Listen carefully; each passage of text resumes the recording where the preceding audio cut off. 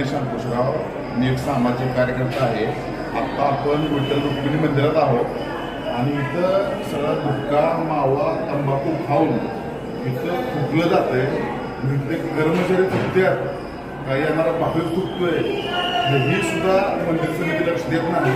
आणि जे कोण इथं थुकतंय त्याच्यावर कायदेशीर कारवाई झाली पाहिजे. आणि इथं सदस्य लोक आहेत, दिवसभर मंदिराभोवती घराघरा फिरतात, ऑफिसमध्ये 24 तास बसतात. त्या सदस्य लोकांचं काम नाही का इथं थुकल्या काय झाले, मंदिराचं काय झाले ते बघायचं काम नाही का? इथं अक्षरशः पान तंबाखू गुटखा मावा खाऊन इथं विठ्ठलाच्या समोर विठ्ठलाच्या मंदिरात थुकलं जाते.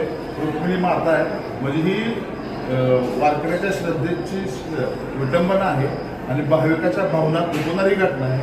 मंदिर समितीनं व शासनानं व मुख्यमंत्री उपमुख्यमंत्र्यांनी लक्ष द्यावे आणि ही अशी जी विठ्ठल मंदिराची विटंबना चाललेली आहे ती थांबवावी.